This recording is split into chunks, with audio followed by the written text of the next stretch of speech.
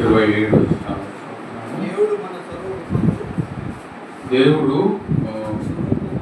మన స్వరూపమందు మన పోలిక చొప్పున నరులను చేయుదుము. వారు సముద్రపు చేపలను, ఆకాశ పక్షులను, పశువులను, సమస్త భూమిని, భూమి మీద ప్రాకు ప్రతి జంతువును ఎరుగుదురుగాకయు పలికిన. దేవుడు తన స్వరూపమందు నరుని సృజించెను. దేవుని స్వరూపమందు వారిని సృజించెను. స్త్రీని గాను పురుషుని గాను వారిని సృజించెను. చిన్న ప్రార్థన చేసుకుందాం. సర్వాధికారి సర్వోన్నతుడైన మా గొప్ప దేవ, మీ సన్నిధిలో మేము వేచి ఉన్నాం. మిమ్మల్ని స్తుతించి మిమ్మల్ని ఆరాధించి గొప్ప భాగ్యం దయచేశారు. మరికొద్దిసేపు మీ వాక్యంలో ధ్యానించడానికి మీ సన్నిధిలో మేము వేచి ఉన్నాం. ఆశగల ప్రాణాన్ని పూర్తిపరిచే దేవుడు, మా అందరితో మీరే మాట్లాడండి. మాకు అవసరమైన వాక్యము మీరే మా అందరికి అందించమని నోటి దూరంగా నేను మీ యొక్క మాటలు మాకు అందరికీ అందించమని మరొక విమోచకులను యేసుక్రీస్తునామంలో ప్రార్థించి వేడుకుంటున్నాను.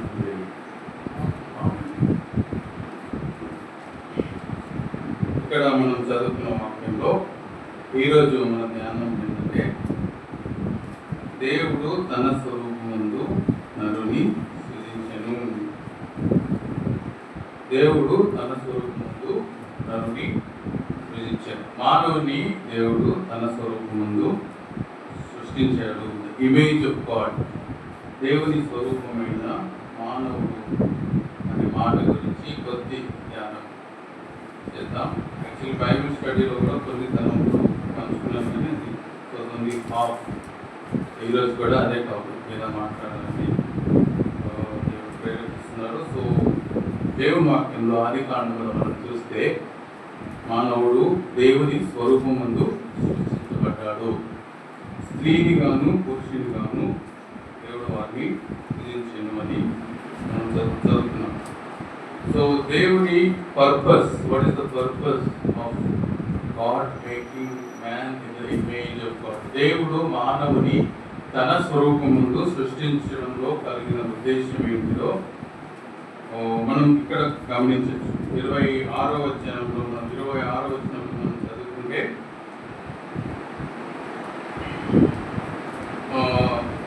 లేకుంటే 28, దేవుడు వారిని ఆశీర్వదించను. ఎట్లనగా, మీరు ఫలించి అభివృద్ధి పొంది విస్తరించి భూమిని నిర్మించి దానిని లోపరుచుకొనుడి. సముద్రపు చేపలను, ఆకాశ పక్షులను, భూమి మీద ప్రాకు ప్రతి జంతువును వేరుడి అని ప్రభు దేవుడు వారితో చెప్పాడు. So the purpose of image of God, దేవుని యొక్క స్వరూపం ముందు మానవుని సృష్టించడంలో దేవునికి ఉన్న ఉద్దేశం ఏంటంటే, మీరు ఫలించి అభివృద్ధి నొందుడి. ఫలించి అభివృద్ధి పొంది విస్తరించి అనే మాట మనం చూస్తున్నాం. ఇది దేవుని ఉద్దేశం. అయితే దేవుని ఉద్దేశం నెరవేర్చబడుతుందా లేదా అని మనం చూస్తే క్లియర్లీ నెరవేర్చబడుతుంది కదండి. ఈరోజు మరి ఆదాము సంతానముగా మానవులందరూ ఫలించి అభివృద్ధి చెందుతున్నారు. ప్రతి ఒక్కరూ ఎక్కడ చూసినా టెక్నాలజీ అడ్వాన్స్మెంట్ ఫలిస్తుంది, అభివృద్ధి ఎక్కడ చూసినా జరుగుతూనే ఉంది. దిస్ ఇస్ బికాస్ దేవుడు మరి మానవుని సృష్టించి వారిని ఆశీర్వదించిన విధానము, ఈ మాటలు మరి ఈ లోకంలో మన చుట్టూ జరుగుదాం మనం చూస్తున్నాం. సో ద పర్పస్, దేవుడు మరి తన స్వరూపముందు మానవుని సృష్టించి మరి వారికి ఇచ్చిన దేవుడు ఎందుకు వారిని సృష్టించాడు అనే ఉద్దేశం మనం గమనించినట్లయితే, టు రూల్ ద వరల్డ్ అనే మాట మనం చూస్తాం. అంతేకాకుండా యెషయా గ్రంథంలో మనం చూస్తే మానవుని దేవుడు తన మహిమ కొరకు సృష్టించుకున్నాడు. We were made in the image of God to glorify God. దేవుని మహిమపరచడానికి దేవుడు మనల్ని సృష్టించాడు అనే మాట మనం చూస్తాం. So the purpose of God's creation, లేక ద పర్పస్ ఆఫ్ గాడ్ దేవుడు మానవులను తన స్వరూపమందు చేసుకోవడంలో కలిగిన ఉద్దేశం ఏంటంటే ఫలించి అభివృద్ధి చెందడానికి, మరి దేవుని మహిమపరచడానికి అని మనం చూస్తాం. అందుకే దేవుడు తన స్వరూపమందు మనుషుని సృష్టించాడు అనే మాట మనం చూస్తాం. మనుషులకి మరి సృష్టిలో ఉన్న వారందరికంటే ఎక్కువ మరి ప్రాధాన్యత స్పెషల్గా దేవుడు మనిషిని చేసినట్టుగా మనం చూసాం. మరి దట్ ఈస్ ఆల్సో దాన్ని మనం గమనించినట్లయితే the process of making the image of God.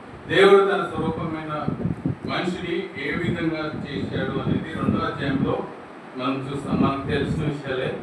దేవుడు ఒక మట్టి బొమ్మను చేసి మరి వాడి నాసికారంధ్రములలో తన జీవ వాయువును ఊదగా మనిషి జీవాత్మ ఆయును అనే మాట 2వ అధ్యాయంలో మనం చూస్తాం. సో దేవుడు సృష్టించిన విధానం ఏంటంటే ఒక బొమ్మను చేసి తన జీవవాయువును మన నాసికారంధ్రంలో మానవుల నాసికారంధ్రంలో ఊదినప్పుడు that is how we became human being. ఆ విధంగా దేవుడు తన స్వరూపమందు మనల్ని తన స్వరూపమందు దేవుని స్వరూపమందు మనల్ని సృష్టించాడు. అంటే మనలో దేవుని వాయువు లేక దేవుని ఆత్మ ఉన్నది అనే మాట మనం చూస్తాం. సృష్టిలో మరి ఏ జంతువులో ఏ చెట్లలో ఏ ఆకాశంలో ఏ భూమిలో దేవుని ఆత్మను మనం చూడం, కానీ మనుషుల లోపల దేవుడు తన జీవ ఆత్మను ఊదినట్లుగా మనం చూస్తాం. అంతేకాదు స్త్రీని గాను పురుషుని గాను వారిని చేసినని మాట మనం చూస్తాం. ఈరోజు మనం చూసినట్లయితే స్త్రీ ఆధిపత్యం గురించి అనేక మంది అనేక విధాలుగా అనుకుంటారు, కానీ ఆది కాండంలో దేవుడు స్త్రీని పురుషుని ఇద్దరిని కూడా తన స్వరూపం ముందు చేసుకున్నాడు. Both are equal before God. వారి ఇద్దరిని కూడా దేవుని స్వరూపం ముందు చేసుకున్నాడు. When it comes to God's creation పురుషుడు స్త్రీ అని భేదం లేదు. మరి నూతన నిబంధనలో మనం చూస్తే క్రీస్తు దేశస్థుడని యూదుడని భేదం లేదు, స్త్రీ అని పురుషుడని భేదం లేదు. When it comes to the creation of God as human beings we are all one before God. మనమందరము దేవుని స్వరూపంగా ఆయన సన్నిధిలో చేయబడ్డాం, ఆయన సన్నిధిలో కొనసాగుతున్నాం.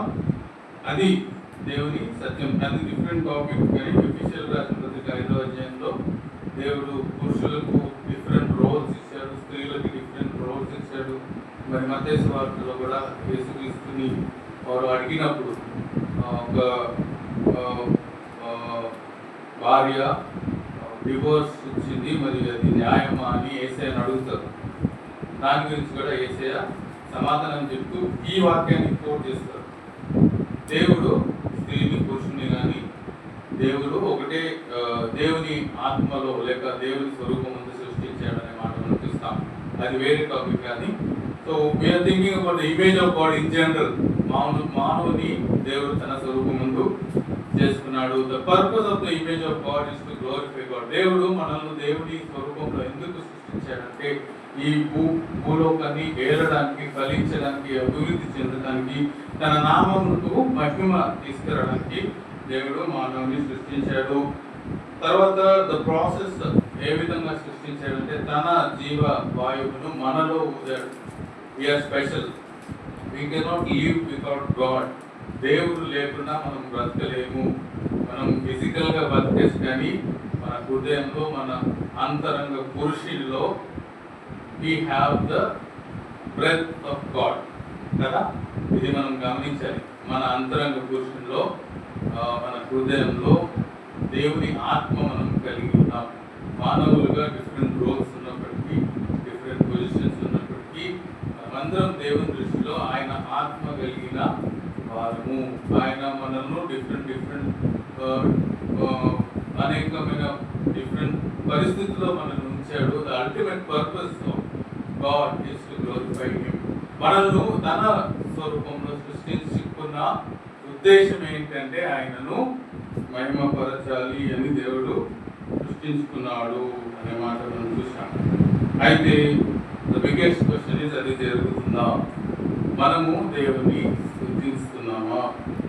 దేవుని మహిమ కొరకు మానవుడు జీవిస్తున్నాడా అని మనం గమనించినట్లయితే దాని ఆన్సర్ కూడా మనం ఆది కాండంలోనే చూడొచ్చు.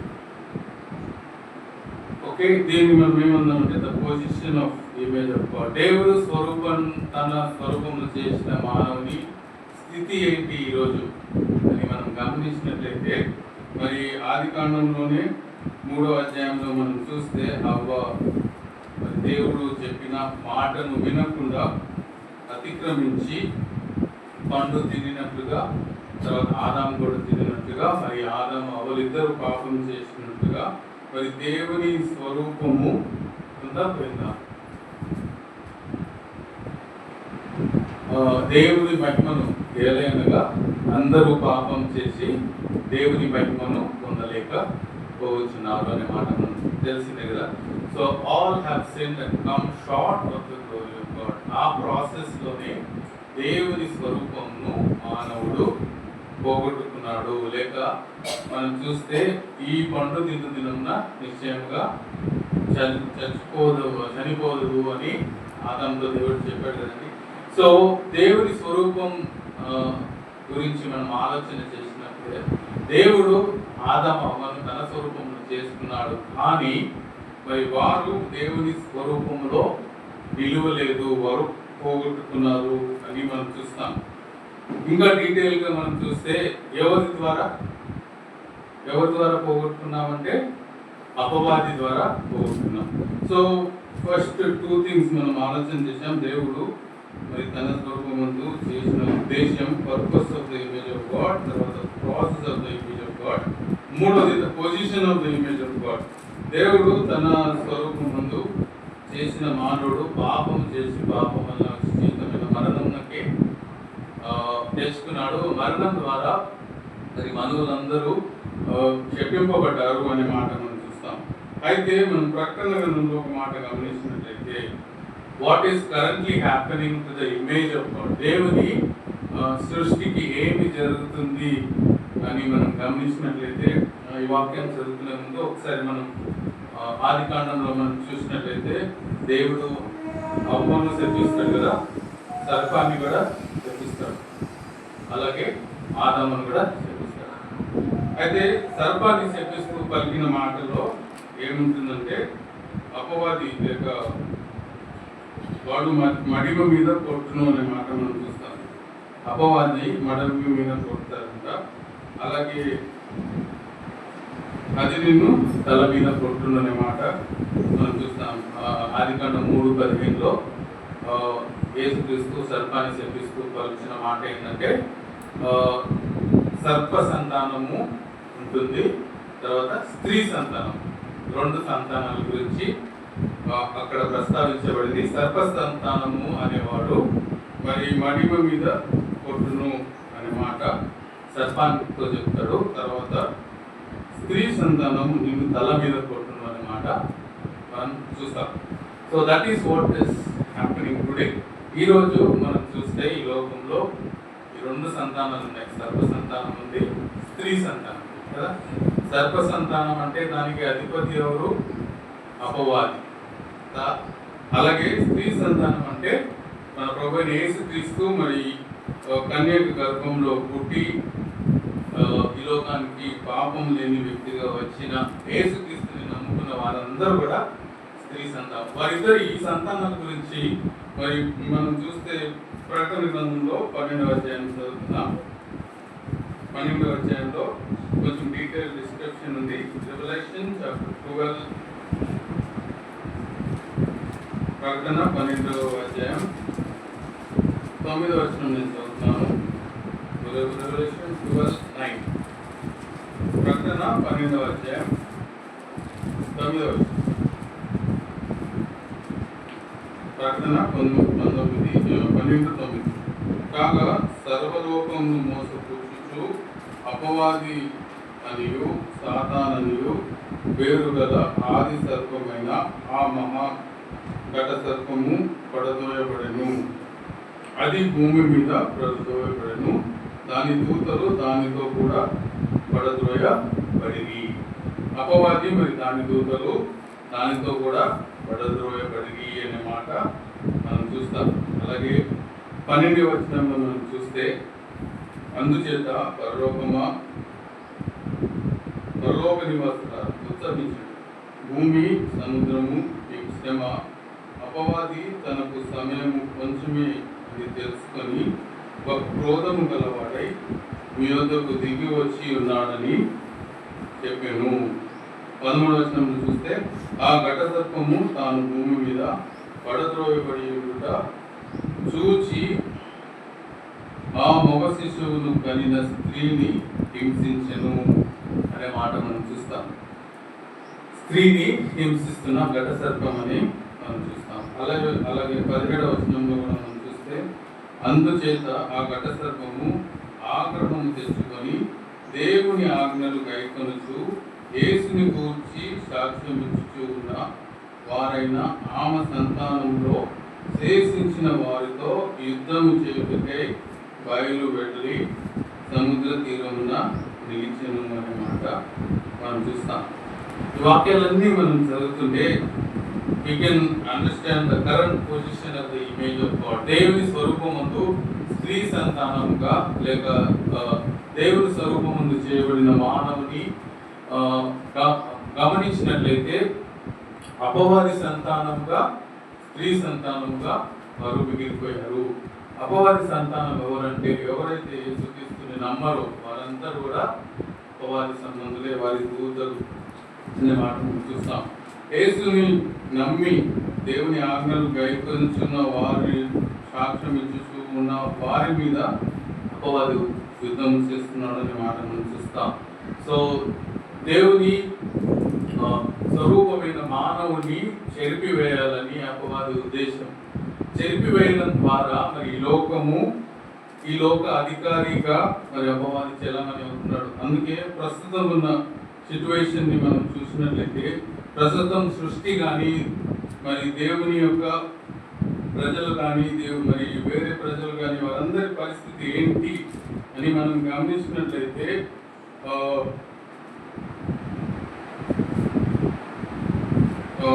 రోమిలకు రాసిన పత్రికలో మనం చూడొచ్చు.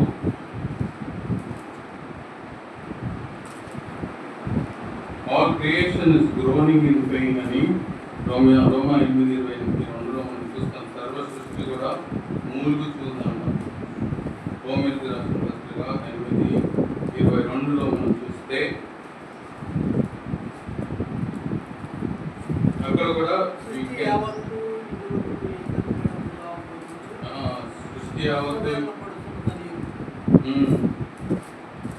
సృష్టి యావత్తు మరి మూలుగుస్తున్నది అనే మాట మనం చూస్తున్నాం కదండి.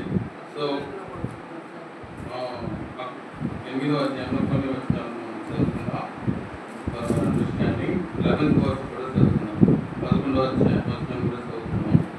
మృతులలో నుండి యేసు లేపిన వాని ఆత్మ వీళ్ళు నివసించిన ఎడల మృతులలో నుండి క్రీస్తు యేసును లేపిన వాడు చావునకు లోనైన మీ శరీరం నుండి కూడా మీ శరీరము కూడా మీలో నివసించుకున్న తన ఆత్మ ద్వారా జీవింపజేయును. చనిపోయిన సృష్టి లేక పండు దినమున నువ్వు నిశ్చయంగా చనిపోతావు అని దేవుడిచ్చిన మాట ప్రకారం సృష్టి అంతా మరి మనం అందరము మన అపరాధముల చేత క్రియల చేత చనిపోయిన వారమై ఉన్నప్పటికీ సైతము తన ఆత్మ ద్వారా దేవుడు మనల్ని జీవింపచేయుచున్నాడు అనే మాట ఇక్కడ మనం చూడొచ్చు. అందుకే కదా మరి నికోదేముతో యేసయ్య పలుకుతూ నీవు కొత్త జన్మ పొందాలి. కొత్త జన్మ దేంట్లో? నీటిలో, ఆత్మలో కొత్త జన్మ పొందాలి. మనందరం కూడా కొత్త జన్మ పొందిన వారిని దేవుని స్వీకరించిన ప్రతి వాడు కూడా మరి నీటిలో, ఆత్మలో మరి కొత్త జన్మ పొందిన వారమైన మనము దేవుని రాజ్యంగా ఈ లోకంలో ఉన్నాం. దేవుని రాజ్యం అంటే ఏంటిది అంటే రోమిలకు రాసిన పత్రికలో ఉంది కదా, నీతి, సమాధానం, ఆత్మలో ఆనందం. ఈ నీతి, సమాధానం, ఆత్మలో ఆనందం దేవుడు మనలో ఉంచడం ద్వారా God is reviving the image of God. A image of God అయితే పాపం ద్వారా చనిపోయిందో, దేవుని స్వరూపంగా చేయబడిన మానవుడు పాపం ద్వారా చనిపోయిన మానవుడిని దేవుడు తన ఆత్మ ద్వారా మరి జీవింపజేస్తున్నాడు అది రెండవ జన్మ. యేసుక్రీస్తులో తిరిగి జన్మించడం అంటే it is not by flesh and blood, శరీరంతో మరి రక్తంతో కాదు, కానీ దేవుని ఆత్మ ద్వారా జన్మించిన ప్రతి వారమైన మనము we are the image of God.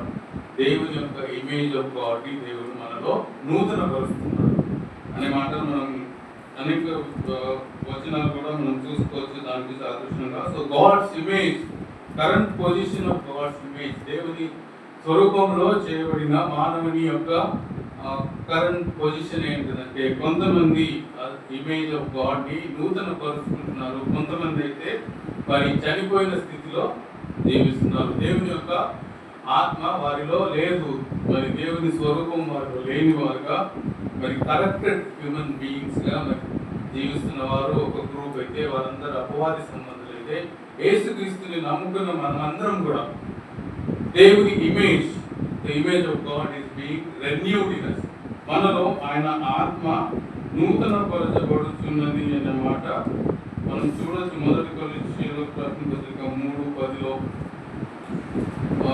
మనము నూతన పరచబడుతున్నామనే మాటలు 2-3 వచనాలు ఉన్నాయి. ఐ థింక్ మొదటి కొరింథీయులకు రాసిన పత్రిక 3:10, మొదటి కొరింథీయులకు రాసిన పత్రిక 3:10 అక్కడ, లేకపోతే 2వ కొరింథీ 3:18లో చూసిన ఫస్ట్ మనం మొదటి కొరింథీ 3:10, ఫస్ట్ కొరింథీ 3:10లో మనం చూస్తే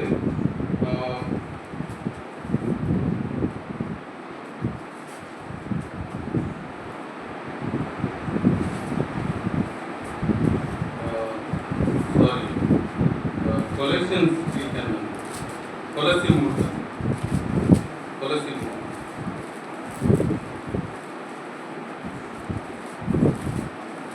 కొలెసీయులకు రాసిన పత్రిక 3:10.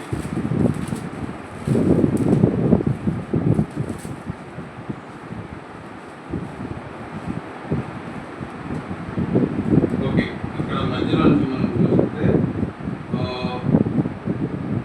జ్ఞానము కలుగు నిమిత్తము దాన్ని సృష్టించిన వారి పోలిక చొప్పున నూతన పరచబడుతున్న నవీన స్వభావము ధరించుకొని ఉన్నారు.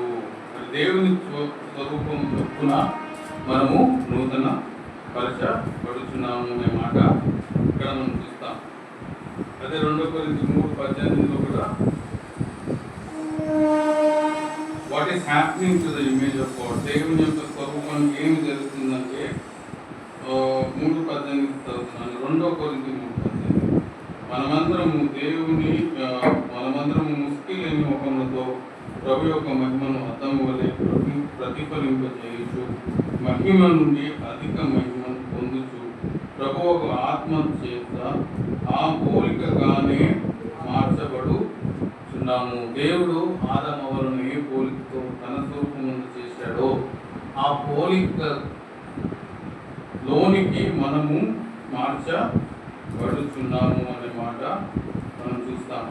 రోమీయులకు రాసిన పత్రిక 8:9లో మనం చూస్తే తన కుమారుని స్వరూపంలోనికి అనే మాట మనం చూస్తాం.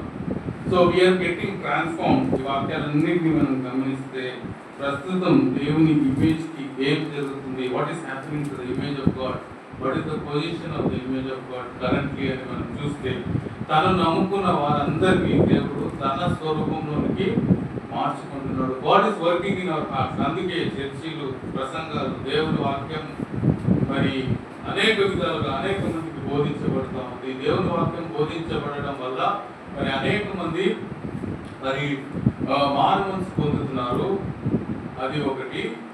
రెండవది ఏంటంటే మానవ మనసును పొందిన వారు దేవుని స్వరూపమునకు మార్చబడుతున్నారు. That is the purpose of the church. దేవుడు సంఘాన్ని ఈ లోకంలో పెట్టింది కూడా అందుకే. మరి ఎఫెసీయులకు రాసిన పత్రికలో మనం చూస్తే మిమ్మల్ని పరిపూర్ణులుగా చేయడానికి. So God is wanting us to become perfect. మరి దేవుని సన్నిధిలో కనబడడం ద్వారా మరి దేవుని స్వరూపానికి మనం తిరుగా తీసుకుని వెళ్ళే ప్రయత్నం జరుగుతుంది. That is currently happening to us as believers. విశ్వాసంగా మన హృదయాల్లో, మన అంతరంగంలో దేవుని స్వరూపంలోనికి మనము మార్చబడుచున్నాము అనే మాట మనము గమనించాలి. అదే మరి అది నిన్ను తల మీద కొట్టును. మరి సర్ప సంతానము నీ తల మీద కొట్టడం లేక అపవాది యొక్క మనం చూస్తే దేవుని వాక్యంలో క్లియర్గా రాయబడినది. అపవాది క్రియలను లయపరచుటకు అనే మాట మనం చూస్తాం. ఆ వచనము కూడా అపవాది క్రియలను లయపరచడానికి 1 యోహాను 3:8 ఉంటాయి ఆ వచనాలు. అపవాది క్రియలు ఏవైతే ఉన్నాయో వాటన్నిటిని లయపరచడానికి దేవుడు మరి యేసుక్రీస్తు లోకానికి వచ్చాడు. యేసుక్రీస్తు ప్రత్యక్షమైంది ఎందుకంటే అపవాది క్రియలు లయపరచడానికి. 1 యోహాను 3:8-10 వచనాల్లో అవి చూడొచ్చు. So that is currently happening to the position. What is the position of the image of God? దేవుని స్వరూపమైన మానవుని స్థితి కరెంట్లీ ఏంటిది అని మనం చూస్తున్నాం. 4వది ఏంటంటే what are the prospects of the image of God? దేవుని స్వరూపము యొక్క భవిష్యత్తు ఏంటిది అని మనం చూస్తే మనము మార్చబడుచు ఒక రోజున we will be like Jesus Christ. యేసుక్రీస్తు యొక్క స్వరూపంలోనికి మార్చబడుతున్నాము. That is the future of the image of God, like the prospects of image of God. So దేవుని యొక్క స్వరూపానికి గురించి 4 విషయాలు మనం చూసాం. The purpose of the image of God. దేవుడు తన మానవుని తన స్వరూపంలో చేయడానికి గల ఉద్దేశం ఏంటంటే they should be fruitful and multiply. అది జరుగుతుంది మనం చూస్తున్నాం. 2వది the process of the image of God. మనిషిని దేవుడు ఎలా సృష్టించాడంటే తన జీవాత్మను మనలో ఊదాడు. అందుకే ప్రతి మనిషిలో మరి దేవుని కూర్చిన అన్వేషణ ఉంటుంది. దేవుడు ఎవరో తెలుసుకోవాలనే ఆశ మరి ప్రతి మనిషిలో ఉంటుంది. ఎందుకంటే దేవుడు మనిషిని తన స్వరూపంలో సృష్టించాడు. అయితే తన స్వరూపంని మరి అపవాది వాంటెడ్గా మరి కరప్ట్ చేయాలని, అపవాది మోసపుచ్చాలని వారి దూతల ద్వారా కార్యాలు జరిగిస్తున్నాడు అనే మాట మనం చూస్తాం. That is the position of the image of God. దేవుని యొక్క స్వరూపము మరి కరప్ట్ చేయబడింది. అయితే మనలో అయితే దేవుని స్వరూపము అనుదినము నూతన పరచబడుచు ఉన్నది అనే మాట మనం చూస్తున్నాం.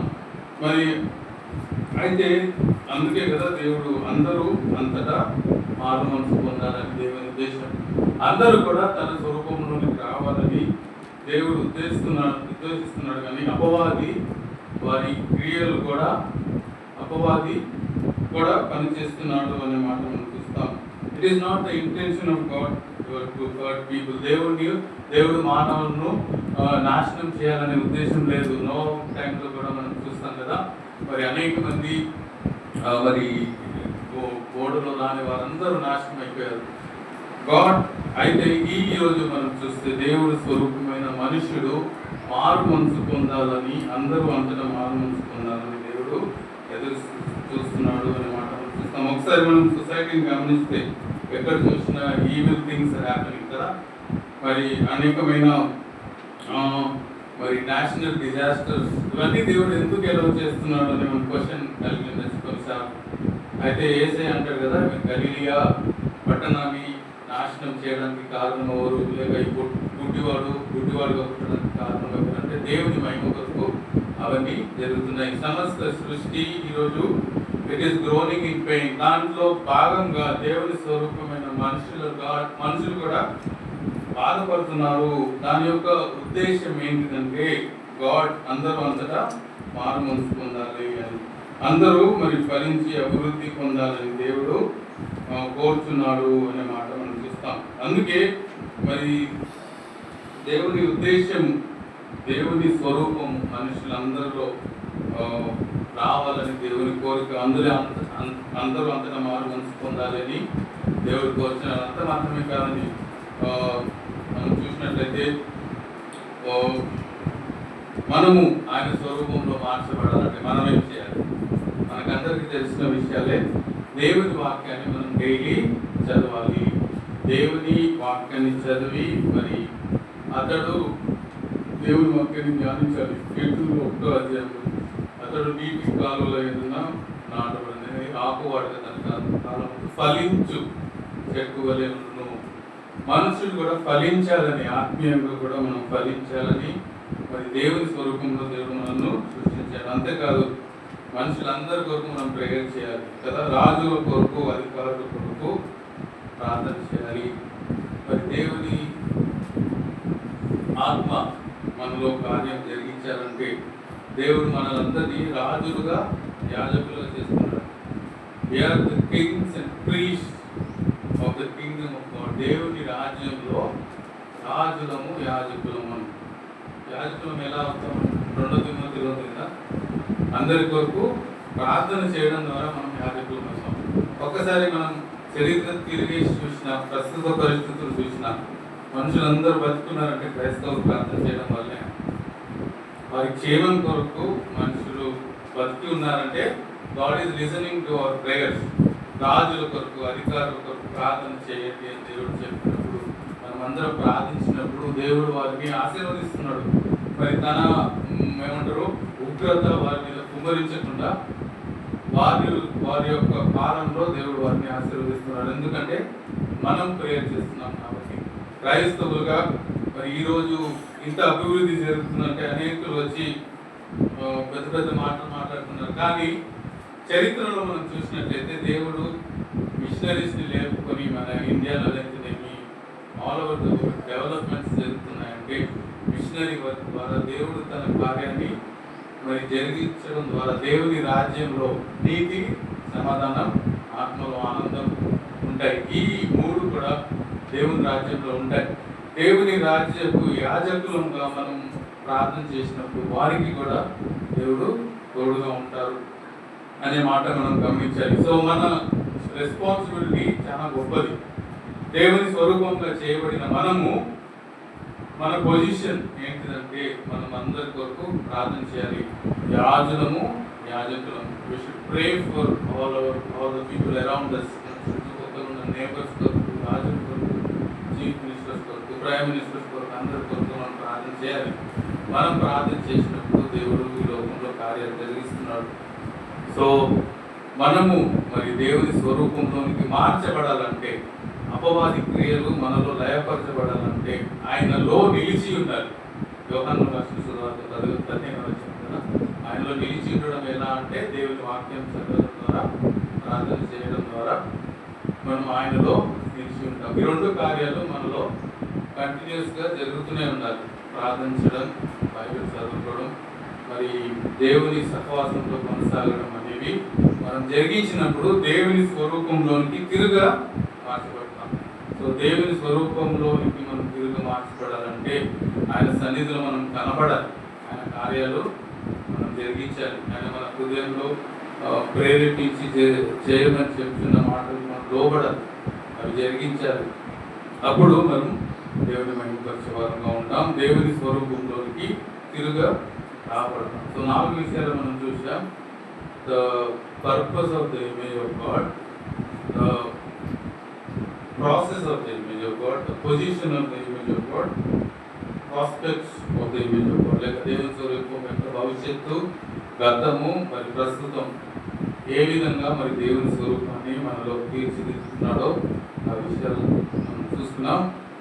మరి ఇంకా ఎవరైనా యేసుక్రీస్తు నమ్ముకోకపోతే, మరి దేవుని స్వరూపంలో వారు మార్చబడకపోతే, తిరిగి జన్మిస్తే వారు దేవుని స్వరూపంలోనికి మార్చబడుకోవడానికి ఫౌండేషన్ అంటే దేవుని స్వరూపం వారిలో మరి దేవుని ఆత్మ కార్యాలు జరగాలంటే యేసు ప్రభువని నోటితో ఒప్పుకొని ఆయన మనందరి కోసం చనిపోయి తిరిగి లేచారని హృదయంలో విశ్వసిస్తే మరి దేవుని రాజ్యంలో మనకు పాలి భాగస్థులంగా ఉంటాం. ఇంకా ఎవరినైనా యేసుని నమ్ముకోకపోతే మరి యేసు ప్రభువుని నోటితో ఒప్పుకుంటే ఆయన మన హృదయంలోకి వస్తాడు. నమ్ముకున్న మనము ఆయన స్వరూపంలోనికి మార్చబడుతున్నాం కనుక అపవాది పెట్టుకున్న సులువైన చిక్కులకు మనం పడిపోకుండా దేవుని వాక్యాన్ని చదువుతూ దేవుని చేత బలపరచబడుతూ ఆయన స్వరూపంలో సాగడానికి, స్వరూపంలో మార్చబడడానికి దేవుడు మనకు సహాయం చేస్తున్నాం. సర్వాధికారి సర్వోన్నతమైన మా గొప్ప దేవ, మీ వాక్యంలో నుండి కొన్ని విషయాలు దేవుని స్వరూపమైన మానవం గురించి మేము చూస్తున్నాం. ఆ విధంగా మేము చూసుకోవడానికి సాయం చేయండి. సంఘంలో ఉన్న అవసరతలను అన్నింటిని బట్టి సన్నిధిలో ప్రార్థించుకుంటున్నాం. మీరే మా నేర్పిస్తున్న కార్యాలన్నింటిని బట్టి మీకు స్తోత్రాలు తెలుస్తున్నాం. మరి సంఘంలో యవనస్తులు, మరి వాక్యం చెప్పేవారు, పాటలు పాడేవారు, వారి లేఖకుల నుండి ప్రభావ మీకు కార్యాలు గుర్తించుకోండి. ముందు మీటింగ్స్ ఉన్నాయి ప్రభావ, సాయం చేయండి. అలాగే శ్రీనగర్ పనులు జరుగుతున్న యూత్ మీటింగ్స్ కొరకు, జరిగిన యూత్ మీటింగ్స్ కొరకు కూడా ప్రారంభిస్తున్నాం. జరిగించండి. అన్ని విషయాల్లో ప్రభావ జ్ఞాపకానికి వాళ్ళందరూ తెచ్చుకోండి. సంఘంలో ఉన్న అనారోగ్యంగా ఉన్న వాళ్ళందరి కొరకు, ప్రయోజనంలో ఉన్న వాళ్ళందరి కొరకు ప్రార్థన చేస్తున్నాం. అందరికీ మీకు తోడైన నడిపించిన ప్రభావ అన్ని విషయాల్లో మీ నామానికి మహిమగంతా తెచ్చుకోమని, మీరే మహిమగంతా పొందమని రక్షకుడు విమోచకుడు యేసుక్రీస్తు ప్రార్థించి పెట్టుకుంటున్నాం తండ్రి. ఇంకొక ప్రేయర్ రిక్వెస్ట్ మర్చిపోయాను. చిన్ని కుమారుడు సుజిత్ ట్రావెలింగ్లో ఉన్నాడు. ప్రయాణం కొరకు మరి వాళ్ళిద్దరు కూడా ప్లేస్ తీసుకున్నారు. చిన్ని సుభాష్ని ప్రకృతిలో అక్కడ దేశంలో ప్లేస్ తీసుకున్నారు. దాని గురించి కూడా ప్రేయర్ చేయమని హౌస్ పెట్టుకోవడానికి కృప చూపించుతా ఉన్నా. అందరికీ వందనాలు.